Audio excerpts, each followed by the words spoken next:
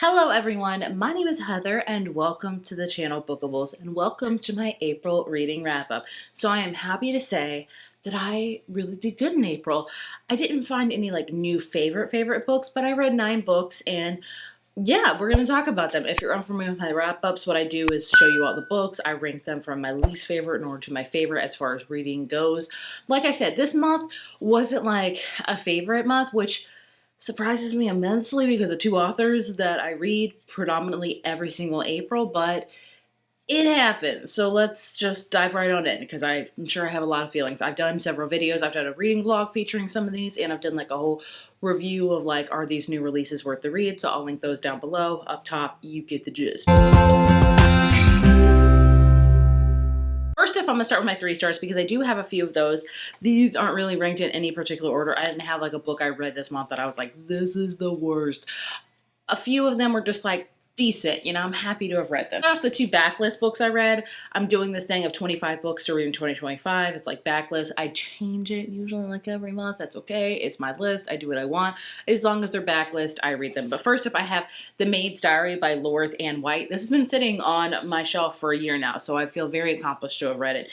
This is very much like the very popular book, Freida McFadden's The Housemaid's Secret or something like that. I don't know which one came first, but I've read a few Freida McFadden books. They are not for me, so that's that. This book is about a character named Kit, who is a maid that has a snooping problem. When she cleans usually rich, affluent people's houses, she will set some time aside to snoop because they all have secrets, whether it be like addiction or hiding things from spouses. And basically, we follow a slew of people. We follow Kit. We follow her diary that she keeps about her snooping problem. But at the beginning of this book, you know, a murder has happened, and you don't know who, what happened, but Kit is kind of involved in some way. So you also follow the detective. So it's a whole bunch of different people's point of views, and at the end you get it. I did enjoy this book. I gave it a 3.5 out of 5. It was too lengthy in my opinion. It was almost 400 pages. Yeah, it was like 370 pages. I think that it was a little too lengthy for this. It drug on. But I will say, if you like the movie Girls Like, I forget what it was very much a revenge woman movie, this will be the book for you. It's about revenge, it's about things that happen, and it's intense. It does have a lot of triggers and stuff like that. I highly recommend you check them out. I don't want to spoil it for you because, you know, but I would recommend checking out the triggers before reading in this. But I liked it. This is my second Loreth Ann White book. I enjoy her and I love her, so 3.5 out of 5. Next up, I have Bridesmaids for Hire by Megan Quinn. This is the first book in her trilogy. It's my second Megan Quinn book. A second Megan Quinn book I've given a 3.5 out of 5. Again, my complaint is it is far too lengthy. Like, this book is like oh, I didn't see a picture of that, Jay. This book is like 450 pages. That's too long for a romance novel. I know most Kindle Unlimited books are, but you get the gist.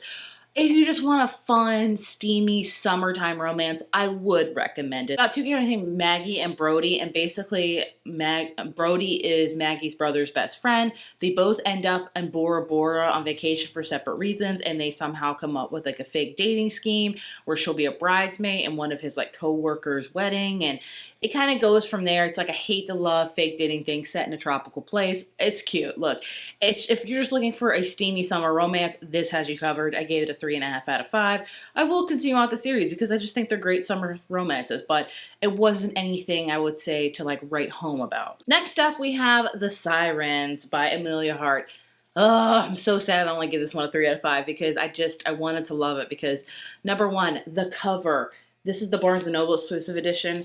Like, it is freaking stunning. I can't, like, it makes me so, like, I had to keep this for a while because of the cover. I really, really do. I don't even know if there's a person on the cover.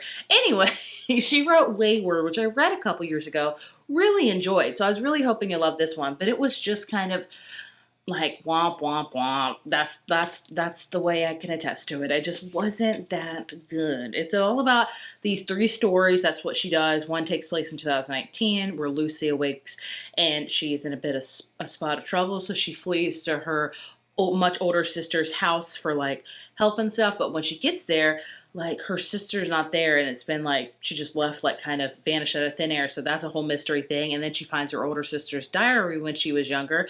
That's another point of view. And then you get 1800. These twin sisters are taken captive in a boat to like, I think from Ireland to come to Australia, and things happen. Basically, it's all about these women that are pretty much sirens. That's what you get. There's a lot of other messages in it. I just didn't love it nearly as much as Wayward. But if you want like a book about sirens because that's what you love, I'd check it out. But otherwise, it was just kind of a miss for me. So 3 out of 5. Then we have Wild and Wrangled by Lila Sage. It's the fourth and final book in her Rebel Blue Ranch series, and it's a series I've enjoyed. I still have not read the second one. I don't know if I will. They're not my favorite books, okay? They're just fun, palate cleanser, steamy cowboy novels. That's all you need to know. I would say my favorites for sure in this series would have to be the third and fourth book. So this book follows Camille and Dusty. It's a second chance romance. She's a single mom. You get to read about the single dad in the third one. But basically, Camille and Dusty were involved when they were younger. They had a tragic breakup. Now, many years later, she's about to get married, but then she gets jilted, and so he kind of comes, saves her. So it's kind of all about that. Like I said, they're just fun, steamy cowboy romances. I would give it a 3.5 out of 5. It was good. It was solid. They're good palate cleansers. Like, they're not like my up top their favorites, but I still enjoy reading them. Then I have one that's going to shock a lot of you guys with my rating. I gave 3 stars to Broken Country by Clara Leslie Hall. I wasn't planning to read this at all. I kept seeing it got hyped, and everyone on freaking Goodreads was giving it a 5 out of 5. And after finishing it, I cannot fathom why. I just cannot. But that's okay. Everyone has different opinions when it comes to reading. I'm not, saying to people that rated it 5 out of 5 are wrong at all. That's just how they felt about the book. I didn't really like it. So this book is a historical fiction book. It takes place in I want to say the late 50s and the late 60s, something like that. But basically we follow a character named Beth. And at the beginning of the book, Beth is married to Frank, and he's a very kind and gentle husband. They live on the countryside. They have a farm. Everything is kind of hunky-dory. You do learn that they lost a son very tragically. You don't know how until you get further in the book. But basically what sparks this whole thing is her great love from her teenage years comes back to live, named Gabriel, and he lives like in the adjoining farm next door. He has a son. He's a single dad now, and somehow Beth gets involved with like helping with his son, and I'm just gonna say it, infidelity happens. Okay, I don't think that's a spoiler to say, and that I think is my main problem with this book. Everyone was giving it a 5 out of 5. There was a great love story. She was torn between 2 men, and I was not jiving with that at all. Like Beth, like at the end, like, did she redeem herself? I don't know. Like, I just didn't enjoy. Like, she just, like, Frank was an amazing, amazing man that she took for granted and everyone took for granted, and that's my opinion. But I don't love love triangles, and I especially don't love love triangles where infidelity is involved and somebody's married. Like, that is a no, hard, hard, hard no for me. Like, infidelity is infidelity no matter what. So I just don't get why people love this one. Also, the writing was really good. I'll say that about it. The plot moved very slowly. There's this whole mystery of a thing that happened at the beginning of the book that you're trying to figure out exactly what happened. It all came to fruition at the end. But I don't know. I think the whole thing, it says like a sweeping love story with a pace and twist of a thriller. It's a novel of simmering passion, impossible choices, and explosive consequences that toggles between the past and present to explore the far-fetching legacy of first love. And you're probably like, you were wrong. This book is amazing, and I'm so glad you loved it. I did not. I don't get it. I don't get it, and that's okay. Not every book that you read that is hyped and well-received is something that you're going to love, or vice versa. There's books I've loved that I love, and people are like, this sucks, It's just it's how the cookie crumbles. But I would love to know if I'm not alone and not like this. I would like to know that. So there's that. On to 4 stars. I have a few of those. Great Big Beautiful Life by Emily Henry. This is the first Emily Henry adult romance book I have not given a 5 out of 5 to. Like, it is a shock. Like, I listened to this halfway and then I finished it physically. And I was bored. I was so bored with it. Like, even the narrator, Julie Whelan, which is one of my favorites, probably everyone's favorite, could not help me with this. This is a clear pivot of what Emily Henry usually does. I would say her usual books are romances, and then you also get a coming of age story, if you will, or something like that. Like Happy Place was all about friendships and a second chance romance. Funny Story is all about like being left and kind of finding yourself in a new town. She always has, you know what I'm saying? It's not just a romance. There's many layers and complexities to her story, which is why I think I love them so much. Great Big Beautiful Life felt, which I think a lot of people will say and will continue to say, felt a lot like The Seven Husbands of Evelyn Hugo. But while Seven Husbands of Evelyn Hugo was more engaging and more intense and just kept you at the edge of your seat, this one did not. So it follows Alice, who is a journalist, and basically she finds this woman, Margaret Ives, who is like from a famous family. They're just rich, like the old type of money. And Margaret Ives is in her 70s now, and she has been kind of a recluse. And Alice has found her, and she's like, I'm gonna meet this woman, and I'm gonna try to convince her to let me write her biography. And so she goes there, and then she sees Hayden there, who is another author that has found Margaret. And Margaret's like, okay, let's do this. I'm going to do a mock trial for both of you. You can each have different days where I'll tell you my story. And by the end of the month, I can see what you've done. And one of you will write my book. And basically that's the whole book. And you get snippets of like Margaret Ives' lives. And I could care less. I just did not care about her at all. Couldn't care about her past. I was like, this was kind of interesting, but I really don't care. Like, you know, Evelyn Hugo, you were like, tell me more. And this one, I was like, tell me less. I feel bad for saying that. But also the love story between Alice and Hayden. I did enjoy that. I did enjoy the romance between them. I felt it very, you know, easygoing and just really adorable. I did like that. But the whole other book within a book, I usually am a sucker for those. I don't know. I don't know if this is Emily Henry's like new shtick of like going into the whole thing with Taylor Jenkins Reid, because Taylor Jenkins Reid was primarily like a romance author. Then she kind of made a pivot into writing about fictional famous people, if you will, and that is really where she found like her jam, and I love it. But I also love her romance books. But this one, I gave it a 4. Like, I didn't hate it. Emily Henry writes beautifully. I'm not gonna lie about that. She writes beautifully, and I will continue to read whatever book she writes. I'm not writing her off by any means. You don't have to love every single book an author puts out. It's just, I knew it was gonna happen eventually, so I'm, you know, I don't want to say like I'm not surprised, but it's a bummer, okay? It's a bummer. There you have it. Enchantra by Kaylee Smith. This is the second book in the Phantasma duology. This one follows the main character's sister from the first book. So this follows Genevieve. And basically Genevieve goes off to Italy because she's trying to find the Silver family, because she knows that they're another kind of magical necromancer family, and she really wants to find herself to fit in. And so she goes to Enchantra, which is the manor that they all live in, and she gets caught in this deadly game that they participate in every single year. And so she meets Rowan, one of the Silvers, because there's like freaking 8 of them, and they have to fake get married so she can participate in this deadly game. And it kind of goes from there. It's very much pitched as like the movie Ready or Not with Samara Weaving in it, which I love and adore. It's kind of got those vibes. It's just basically a family of magical, and it's like a killing spree for this game. And it's fun. It's interesting. With these books, you have to suspend your belief because they're just a good time. It's a good paranormal dark romance. Light on the dark romance part. It's not like super dark. I would just say it's a good paranormal romance, a steamy one at that. I enjoy these series. I like them. They're a good time. They're perfect to read on Halloween.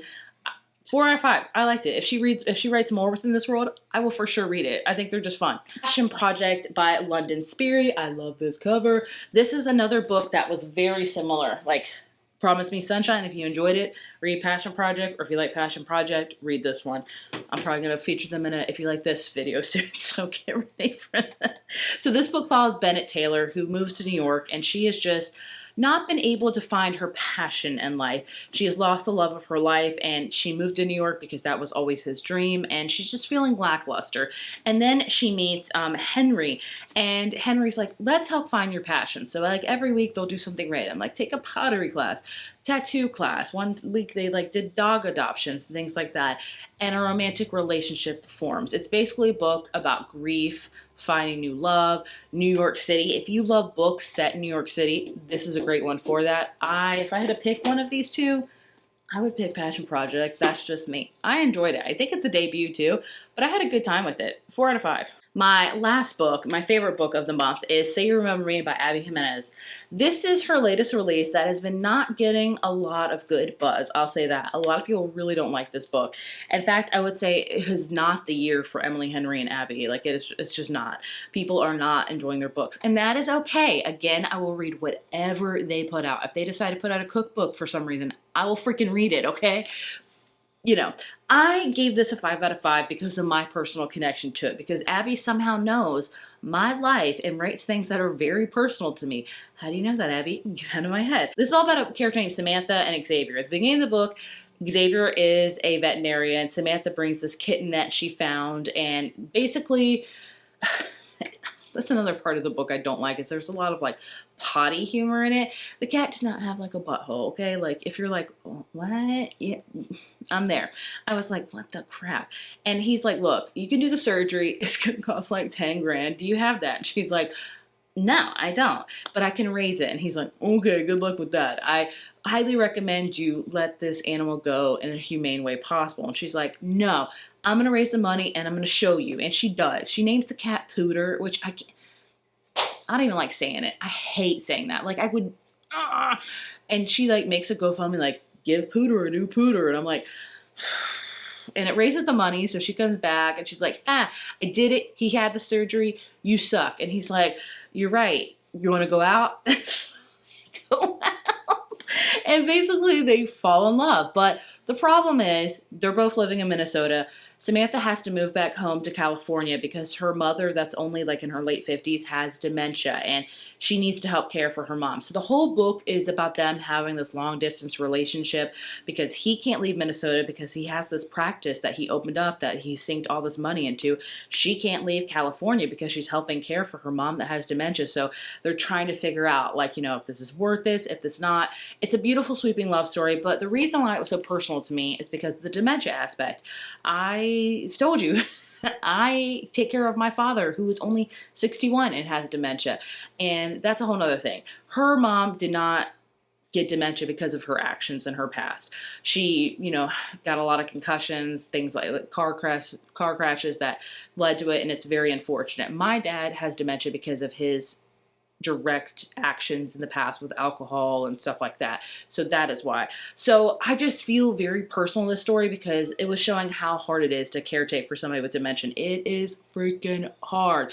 And I would recommend everybody read it for that aspect. It is very sad. It's intense. I would say Just for the Summer is a little bit sadder and still my personal favorite. That one just really hit home with me with, you know, both those characters had to deal with their parents' actions and they're dealing with their consequences. They have to face the consequences of their parents' actions. But it's not my favorite of this one at all, but I would recommend it for the dementia caretaking aspect of it. So check it out. So there you have all of the 9 books I read in the month of April. Overall, a really solid reading month. Bummer that I really haven't found a favorite, but that's okay. Not every month is going to have a lot of 5 stars, and that's just how it goes. But I would love to know if you've read any of these, what you agree with, what you don't agree with. I'm sure I'm going to get a lot of comments about some books, but that's okay. That's what reading is for discussing. So let's talk all about it in the comments. Thank you so much for watching, and I will see you in my next video. Bye.